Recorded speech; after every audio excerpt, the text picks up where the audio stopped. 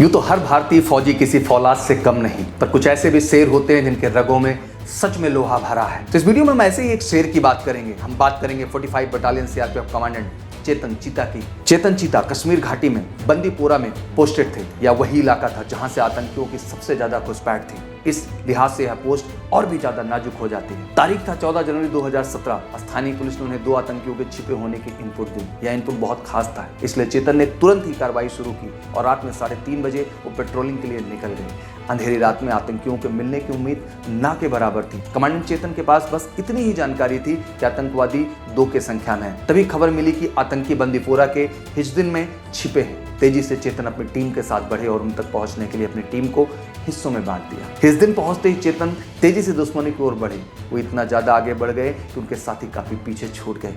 कायर आतंकियों ने जैसे ही देखा कि चेतन अकेले रह गए हैं, उन्होंने उन पर ताबड़तोड़ फायरिंग शुरू कर दी। चेतन चीता ने भी गोलियों की बौछार से उनका जवाब दिया। दोनों आतंकी किसी तरह वहां से भागने के फिराक में थे, पर चेतन उन्हें यह मौका नहीं दे रहे थे। तभी चेतन चीता को एक गोली आकर लगी। वो थोड़ा संभल पाते कि उससे पहले ही उन पर गोलियों के बौछार शुरू हो गई। चेतन चीता का शरीर वही निढाल हो गया। आतंकियों को लगा कि चेतन चीता अब उनका कुछ बिगाड़ नहीं पाएंगे और वो भागने के लिए जैसे ही उठे, कमांडेंट चीता ने उन्हें ललकारते हुए उन पर गोलियों की बरसात कर दी। पूरी हिम्मत और हौसले को जुटाकर उन्होंने दुश्मन पर एक के बाद एक 16 गोलियां चलाई। मुठभेड़ के दौरान लश्कर के कमांडर अबू मुसेब को मार गिरा दिया गया। चेतन दूसरे आतंकी को मारने के लिए बढ़ ही रहे थे, उनकी आंखों के सामने अंधेरा छा गया और वो गिर गए। शरीर से बहते खून को देखकर उनके साथियों को भी लगा कि अब चेतन नहीं बचेंगे। उन्हें तुरंत ही श्रीनगर हॉस्पिटल ले जाया गया। वहां से उन्हें दिल्ली एम्स रेफर कर दिया गया। एम्स पहुंचते पहुंचते उनके हालात बदतर हो चुके थे। थोड़ा वक्त गुजरने के बाद उनके हालात में सुधार आया और उन्हें आईसीयू में 1 महीने से ज्यादा रहना पड़ा।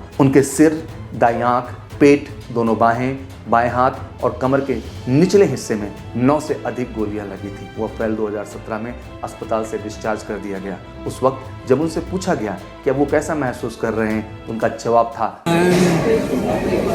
रॉकिंग। It's rocking. 2018 में वो फिर से ड्यूटी पर लौट आए। उनके अद्भुत शौर्य साहस के लिए शांतिकाल के दूसरे सबसे बड़े सम्मान कीर्ति चक्र से सम्मानित किया गया। हमें देश के इस वीर सपूत पर बेहद गर्व है। ये वीर हैं तभी हम सुरक्षित हैं। ऐसे ही वीरों की सच्ची कहानी जानने के लिए इस चैनल को सब्सक्राइब करें और बेल आइकन को बिल्कुल दबाना ना भूलें। जय हिंद, जय भारत।